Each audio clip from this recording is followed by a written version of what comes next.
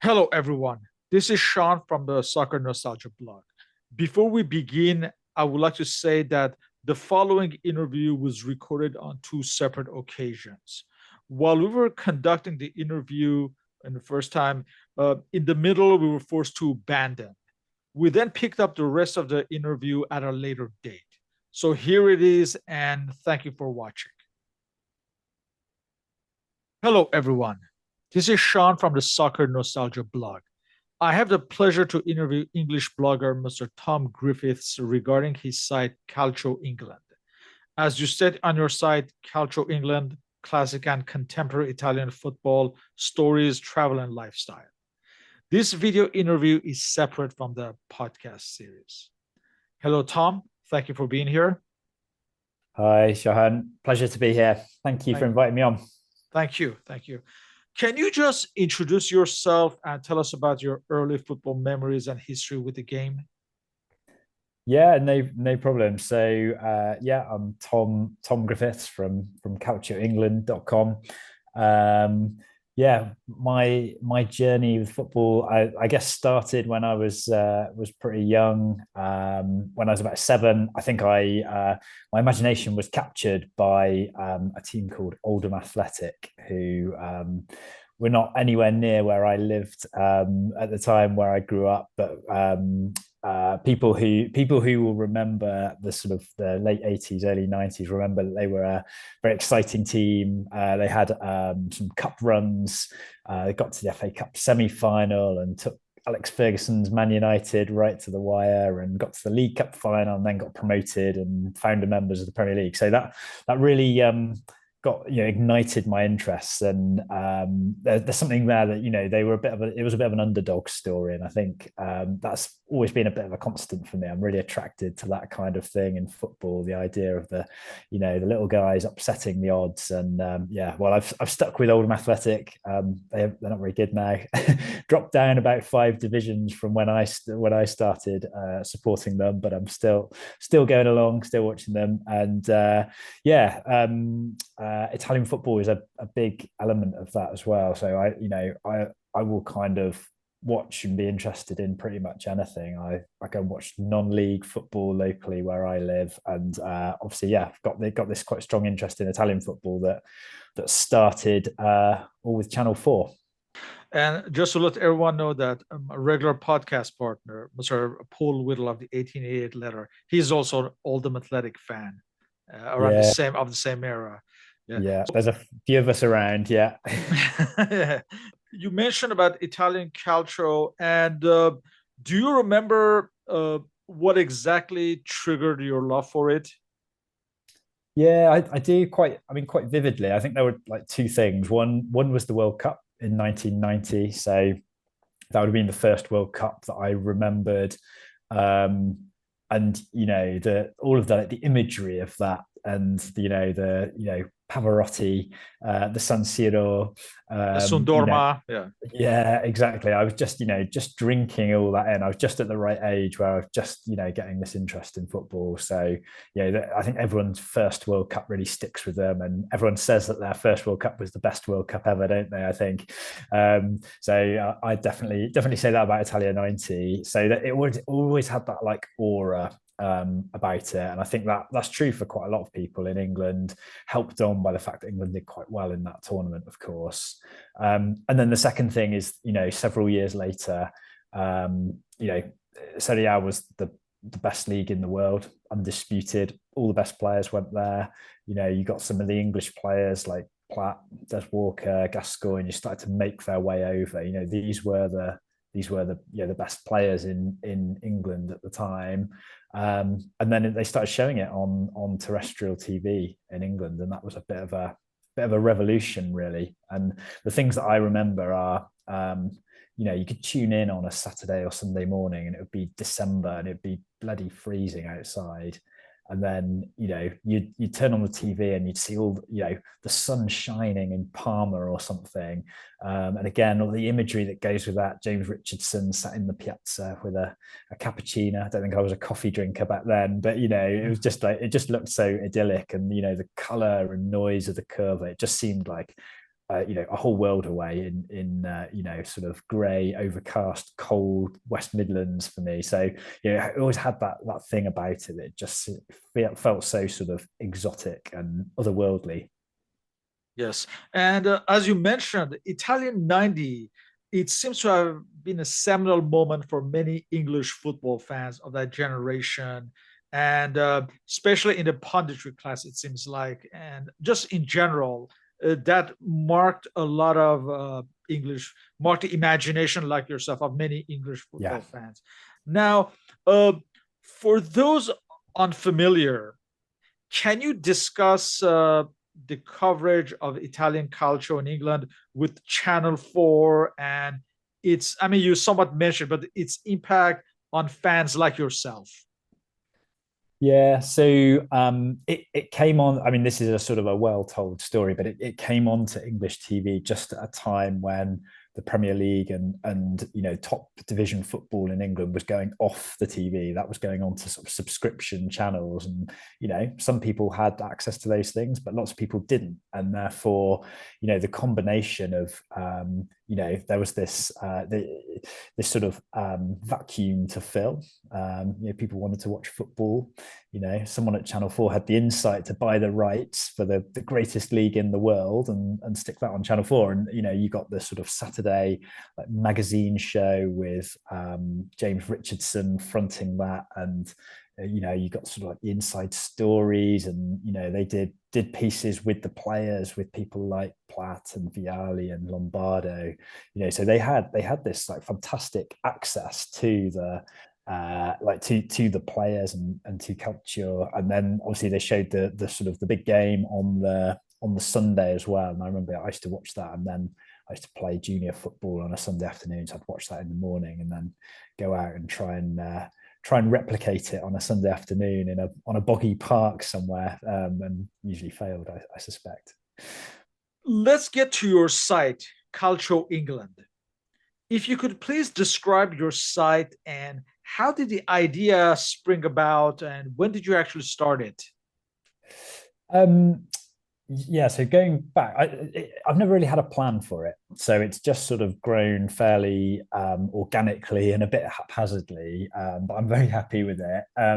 So I did a little bit of writing for one or two pieces for sort of football websites, and I wrote a piece for the Oldham Athletic website, and I quite enjoyed the process of doing that.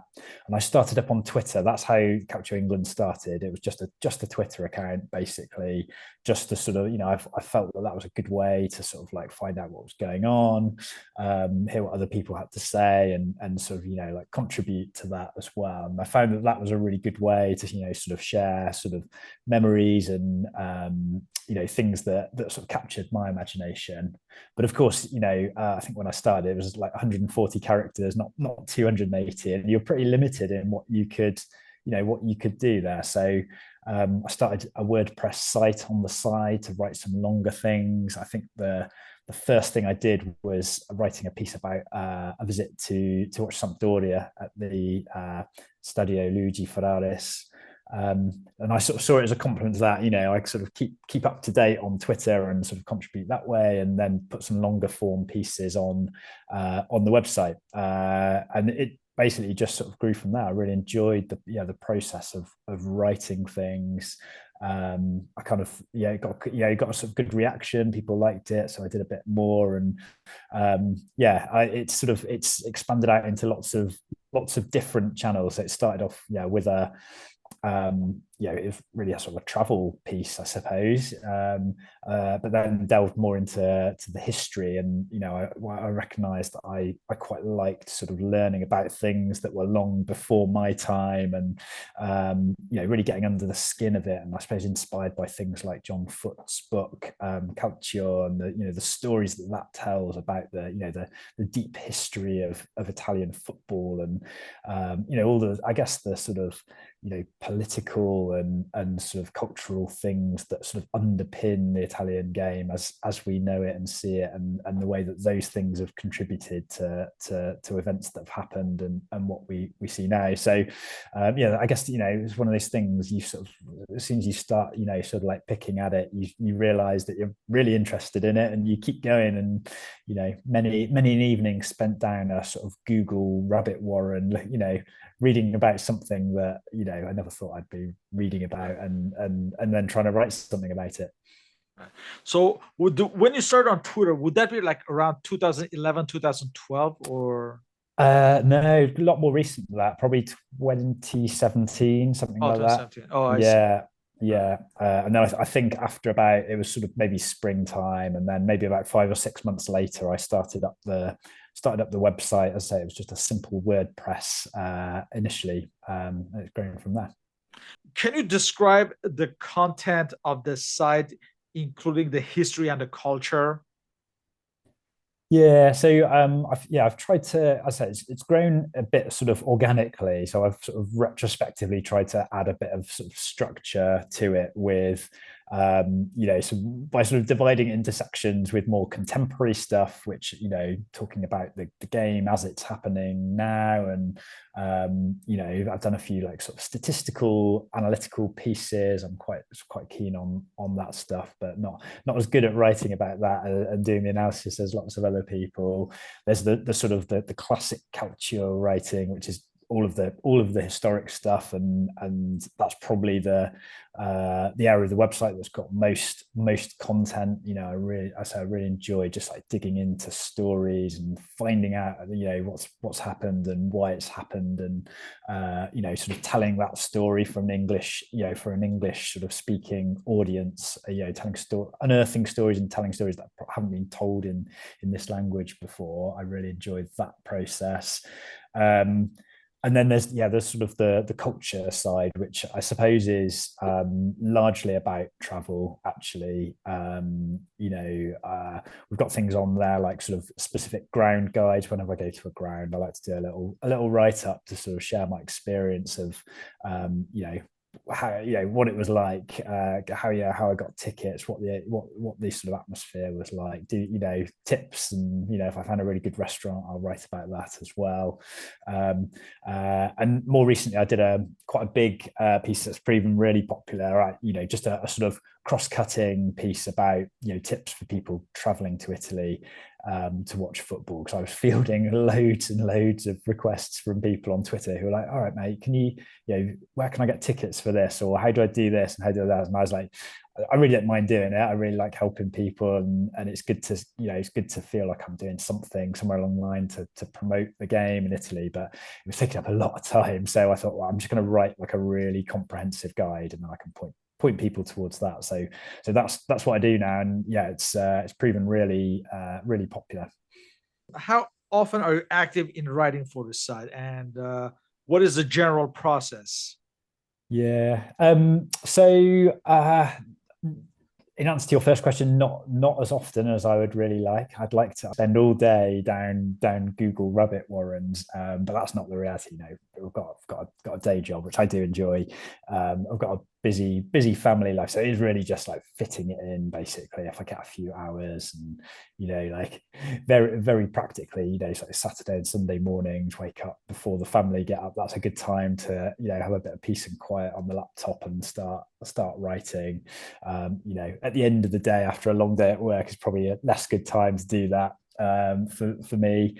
And I've got a little notebook. I don't think I've got it with me here. It's a Trapani Calcio notebook, which I ended up with somehow, and that's where I basically write my sort of ideas down. So when I have like a thought on the train one morning, or out walking the dog or something, I'll come back and I'll write it in there, and that's my sort of like bank of ideas, of stories that I want to write about. So I've got like quite a long waiting list of things that I think would be really interesting, that need researching and writing. And so whenever I get an hour or two free, I'll pick that up, and I'll turn to what I'm doing. And I've got, at any one time, I've probably got, I don't know, like 4 or 5 half-written pieces. I really enjoy the research for it. the it's a bit like decorating a room, right? You sort of you kind of like get 80% of the pleasure quite quickly, basically, by getting the first coat of paint up and doing the research and going it all together.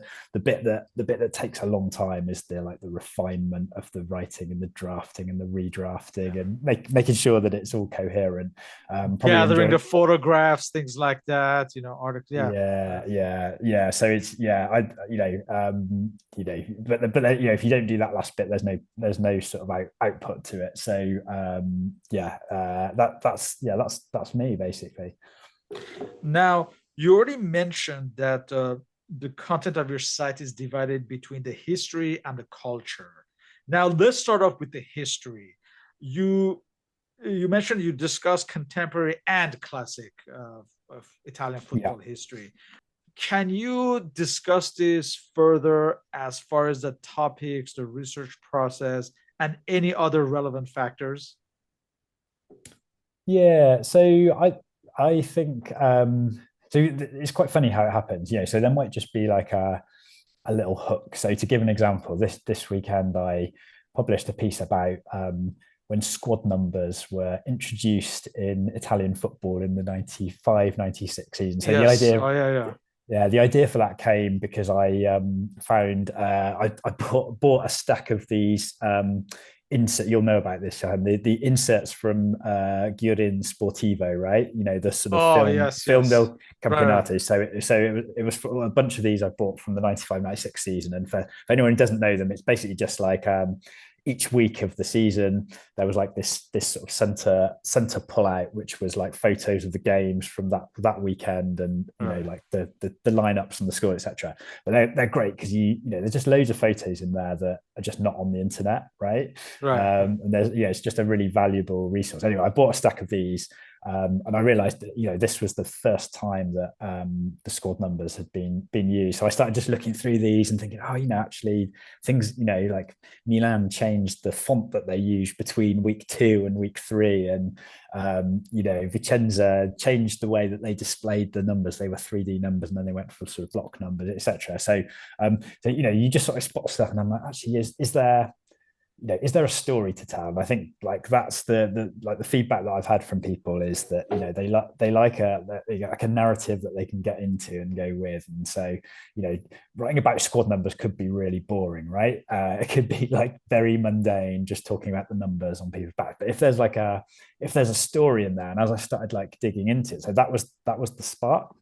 The pictures that I saw on. So I started Googling and trying to find out a little bit more about the circumstance of that. And I found these really interesting stories about, Fiorentina held an auction amongst their players to allocate the squad numbers.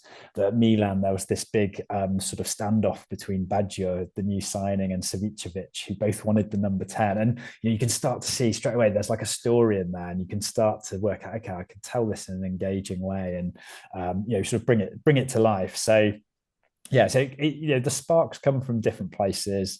Sometimes it's might see something in a book, might see something, hear something on TV. It might be something that someone says on Twitter, and I'll be like, okay, I'll have a look into that. And often when you're researching something as well, that will spawn like another idea, because you'll come across another thing. You think, right, okay, well, I can't really make it part of this narrative, but I'll write that down in the Trapani book, and I'll come back to that another time. So yeah, that's the process. It's whenever I've got time, and whenever that like sort of that sort of spark happens, I just sort of follow my nose basically. Hello, here's a continuation of our interview. We are picking up from last time. Were you a fan of classic cultural history, or did you become more interested as you became more immersed in culture? Yeah, I think it's the second one of those two. So, I've always been interested in football history, but that was like a natural extension of being interested in the game, as it was in the 90s and the 2000s, and more recently. And you sort of, I find myself looking back to try and sort of understand the circumstances of things that have happened, and often find myself, just finding a topic and sort of digging ever deeper within that. So yeah, I sort of I really enjoy that side of things, just sort of understanding what's gone before. There's not a huge amount of writing in English on the history of the Italian game. Obviously, Calcio by John Foote is a bit of a bible for English speaking Italian football fans. But if you go back into to the sort of the depths and the origins of Italian football, there's not a huge amount there. So there's lots there as well, I think, which hasn't really, stories that haven't really been told and things that haven't been written. Now let's dive into the culture aspect of your site. You really go in depth in describing the cities, the stadiums of places, even our lower divisions that most fans might be unfamiliar with. Can you talk about your travels over the years? Yeah, of course. So I guess first trip stemmed back to, I don't know, early 2000s, maybe 2005, 2006. I'd finished uni and had a bit of money in my pocket for the first time, and did a trip, and just like with a mate of mine, I just like totally fell in love with the experience of being at the stadio, and the environment, and the fan culture that went around with that. I was just like mesmerized. Basically, it was just such a different proposition to what I was used to seeing and experiencing in England. So it really grew from there. And there's something probably in my personality that means that I kind of want to like collect things and gather experiences. So that sort of led to having gone to San Siro and Turin to watch a game. I was then thinking, well, okay, well, where next? Where else do I need to go? What else can I see? And I think it started off by trying to visit quite a few of the Italian 90 stadiums, just as things that had sort of played a role in that sort of first World Cup that I talked about before. And then eventually you kind of you've been to most of the grounds, and you need to start sort of looking a bit broader. But I think there's some incredible experiences to be had going to lower league games. So Serie B isn't it's only the second tier, it's not that low, but there are some incredible old stadiums and tremendous atmospheres created by the ultras in those venues. And as you sort of start to see, if you go to the San Siro, you will see a lot of like tourists and holiday makers there, basically having their big day out at the San Siro, which is fine. Nothing wrong with that. But if you go and watch, I don't know, someone like Pisa, everyone is there because they either support Pisa, ferociously, or the opposition, and that creates a different kind of atmosphere. It's not, it's not quite the sort of impressive spectacle of one of the really big stadiums, but they pack a lot of intensity into it. Yeah. So you think that probably has changed as the game has become more global, that you think the Serie B is probably a more authentic, so to speak, fan experience rather than the top division, you think? Or yeah, it's hard to generalize, because I think every curva, every stadia has its own sort of circumstance and context. But if you look at some of the stadia, like Juventus Stadium, right? So it's really sort of a modern arena of the type we'd see in England in the Premier League. Very much directed towards customers paying like much higher ticket prices. I'm aware of there's been quite a sort of change in the relationship between the club and the ultras, which is obviously that's a whole nother podcast, I suspect, in there. But that atmosphere is probably not what you'd describe as a typical Italian atmosphere, right? I think that still exists like lots of other places, but there's nothing quite like going to a sort of tumble down old municipal stadium in a provincial town and just sort of feeling that kind of passion and witnessing it firsthand. I think it's a different kind of experience, and yeah, one that I'd highly recommend. It's great fun just to go and explore. And my experience is, if you pitch up there, people are often interested, like, why is this English guy come to this provincial town to watch a game of football? Isn't the football better in England? You get talking to people, and they're generally really, really welcoming of you being there. And more than one occasion, you ended up like sharing a beer with someone you've just met there. It's a more fun experience, I think, that the further down you go. Yeah, you're right. Just about this topic, we could have a whole podcast on. But Yeah. let's let's talk about the writing on your site. You have had guest writers on your site. Um, can you describe that process? Do they contact you, or you contact them? How is the actual process for that? Yeah, so see the vast majority of the writing on my site is mine. It's not that much more than a personal blog. I had a chat, Rick Elliott, a British guy from Burnley who lives in Manitoba, who wrote about his sort of travels with Manitoba for me for a season, which was unfortunately COVID interrupted before we got to the end of it. And I've had like one or two sort of guest pieces, but I mean, in truth, the thing that I've reflected on previously is I really enjoy like doing the research, like finding the stories and thinking about how to tell them. The sort of the admin, if you like, of sort of proofreading and sort of formatting and sort of uploading other people's writing. It's good, and it's good to, I'm really happy I've been able to give people opportunities on my side, but that's not the bit. That's not the bit I enjoy, and I'm pretty time crunched. So if I've got a spare hour or two, I kind of want to put it into the thing that I really enjoy doing myself, rather than anything else. Right. And your site also has an online shop with kids and football books for sale. Can you talk about that? Yeah, so that wasn't a feature of the website initially. So I've always been a collector of football shirts, and you can't see me because it's sort of blurred out behind me. But I've got quite a big bookshelf, got a sort of library of Italian football books. So I was quite often sort of searching for shirts and books and things for my own collection. And the cost of posting things from Italy, of course, it's quite expensive. The cost to post one book, but if you buy 2 books or 3 books and spread the fixed cost of posting across them, and then sort of sell those on, that helps to just helps to like cover the cost. So that's basically how it started. And yeah, it's sort of grown from there. So yeah, I've got quite a sideline in books. I've got a join up with a guy called Ricardo who produces these amazing maps from his base in Pescara, and yeah, shirts as well. Wherever I can sort of get my hands on them from, I'll bring a load over to the UK and sort of sell those on to the football shirt collecting community. And I'd like to think I've helped a few people fill some gaps with some of the sort of rare and unusual things that I've been able to get hold of. And so let's get back to discussing the history.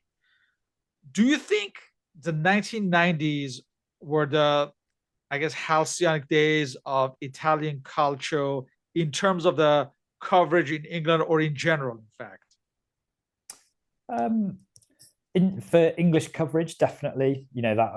As referred to before, that's when it really came into the sort of English and sort of British consciousness as it started to be shown on television. So that's sort of like 1992 onwards kind of period. From a sort of pure Italian football perspective, actually, the 80s maybe a bit better, I think, in terms of the teams and the players and the success that was achieved. I think the latter half of the 80s, early half of the 90s, if you're going to choose a 10-year period rather than a decade, as it were, I think would be the sort of the high watermark from my I think we can perspective. just say Maradona, and that explains everything. Well, quite exactly. And I just sort of think that it was that in that time period, the best players in the world were in Italy, and that's where they wanted to be. And the incredible thing that you reflect back on is like provincial teams signing, incredible names like Diego Simeone at Pisa. He wasn't, he was on his way up there at that point. Well, Zico at Udinese. you know. Exactly. So like every single team in Serie A had their kind of own global superstar or two. Throughout the 1980s. So one of the things I've been researching recently is Como. Obviously, they're sort of back in the ascendancy now with Cesc Fabregas, but they're sort of their halcyon days in the 1980s, and they had Hansi Müller, yeah. yeah, exactly. Yeah. He was current German international. He'd basically been squeezed out at Inter by Liam Brady, I think, at that point. So like he wasn't any sort of cast off. He was like a top end player going to play in Como. Dan Corneliusson, the Swede as well. So those are the things that I think are the sort of bellwether of why Italian football was right at the top of the tree at that point. Right. How is Italian Calcio viewed and covered these days in England? So I've probably got quite a warped perspective of this because I'm probably part of one sort of community who just think it's the bee's knees, the best thing going. I don't really watch the Premier League, I'll be honest. Doesn't really interest me that much. As I said, the team I support are now in the fifth tier, so it seems a long way away.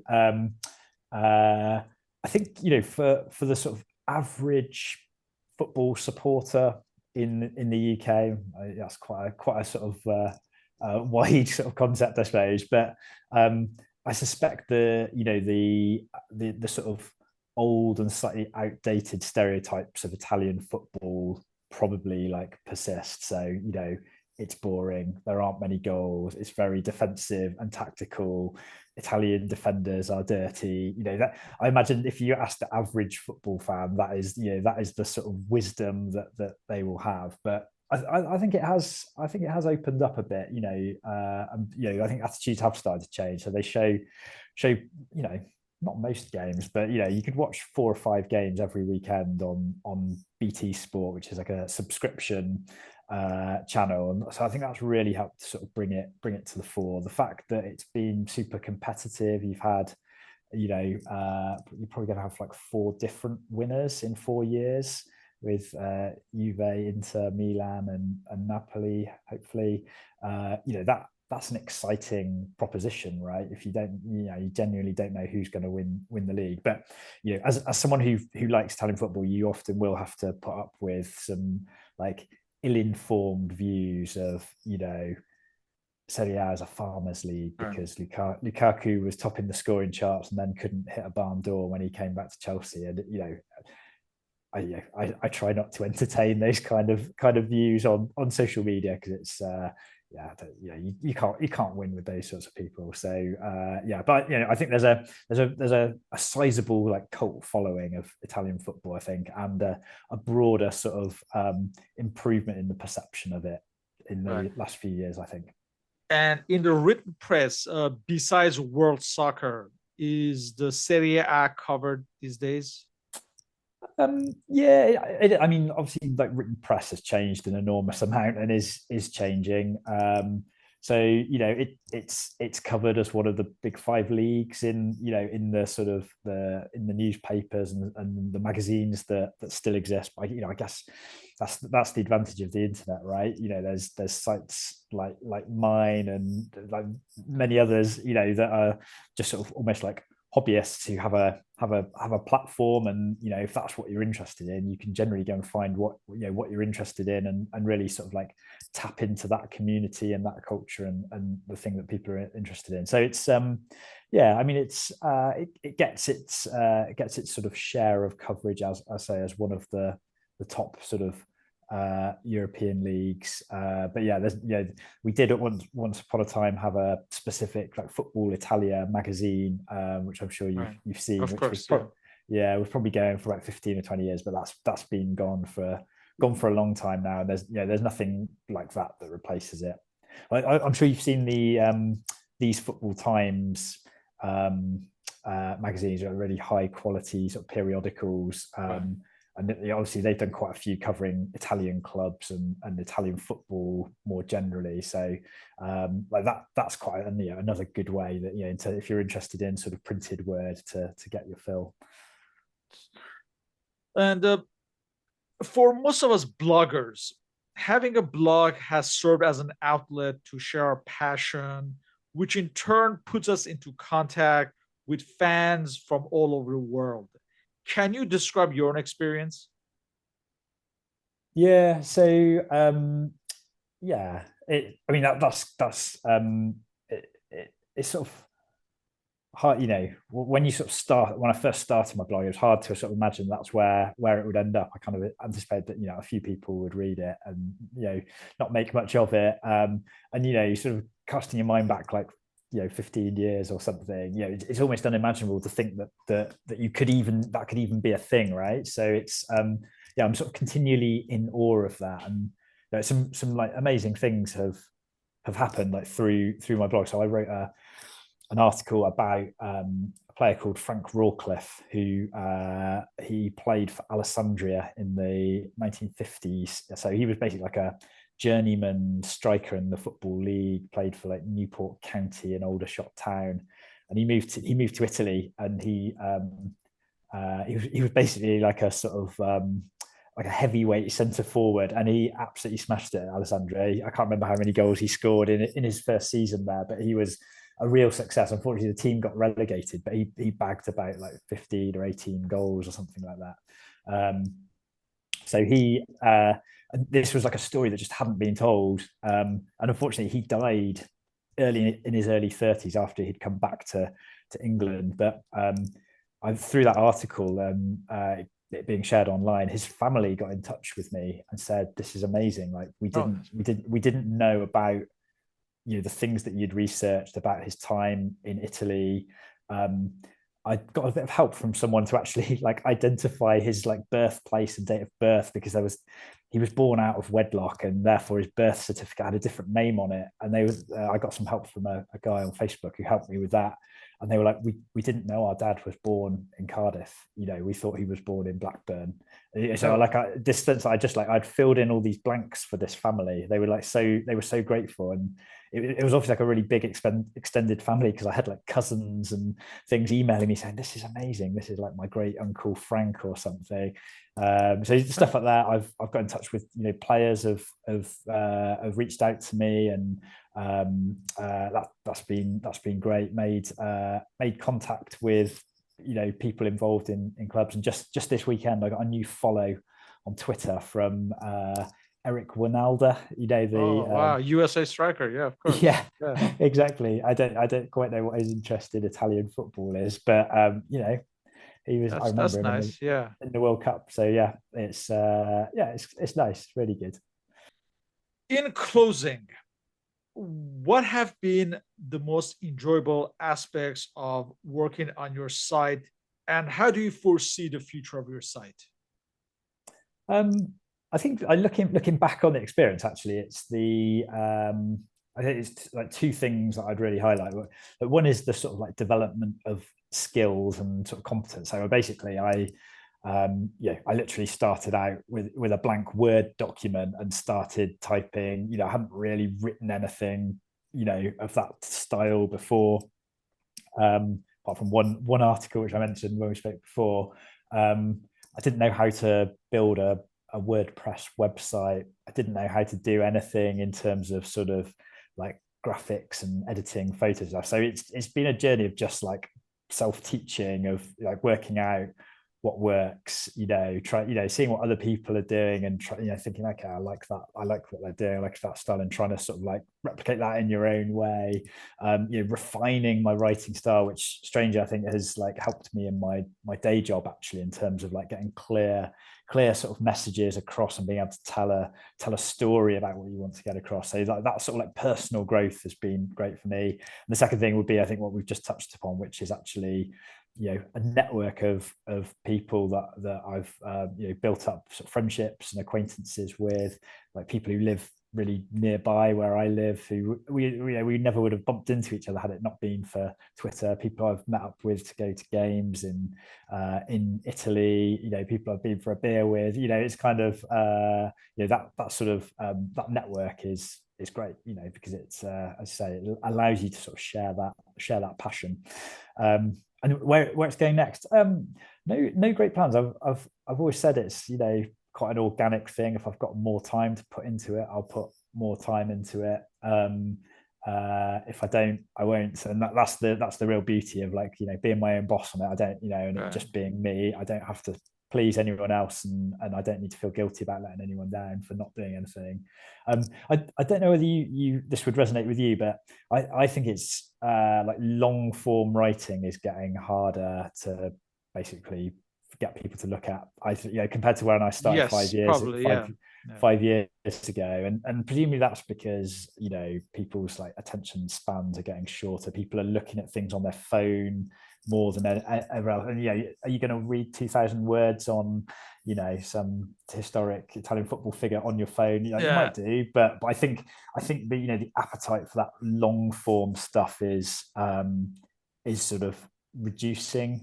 So the kind of things I'm thinking about is like how do you sort of marry up the sort of what you do on social media to sort of, again, get people interested in the story sufficiently that they might like switch on the laptop or the iPad to actually like sit down and read something longer. So think about that. But as I say, I'll always go back to, like, I do it because I enjoy it. I like the process. I don't, if I get one viewer or 1,000 viewers, like, it doesn't really matter at the end of the day. And I won't really let that dictate kind of what I do. I'll write what I feel like writing about, rather than writing about what I think people it's will a read. passion. Exactly, it's a passion. It what makes you happy, the way whatever that you write on your blog. So I understand that. And yes, sometimes I've looked back over the years at some articles I wrote on my blog, and I kind of think like maybe I wrote just a little too much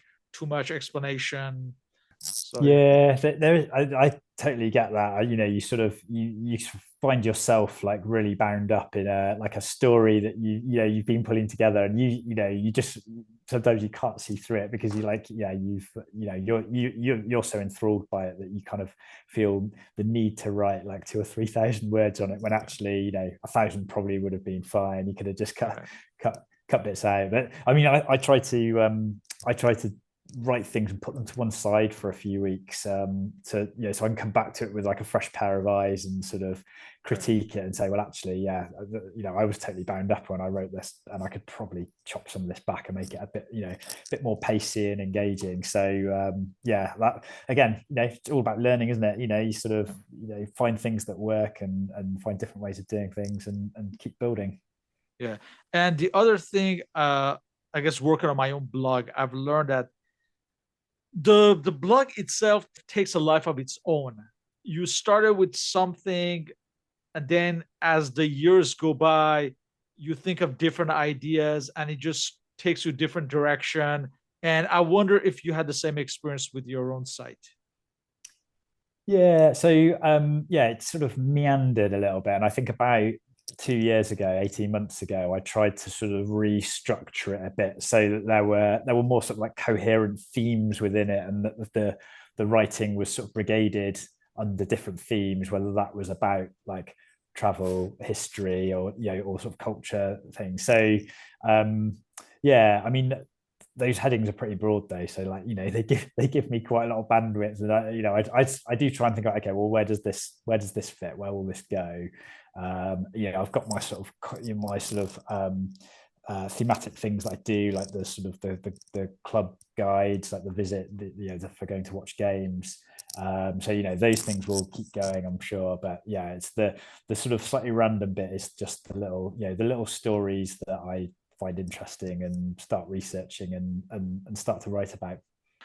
With that, I would like to thank you for this interview, and I would urge everyone to please read the main blog article as well for more detail and links as well to our respective contact information, and all your links, your Facebook, your Twitter, your YouTube, and your Instagram. All is listed on the video and blog uploads. So thank you again. Awesome. Great. Yeah, great to speak to you, Shahan. Thank Thank you. you. Thank you.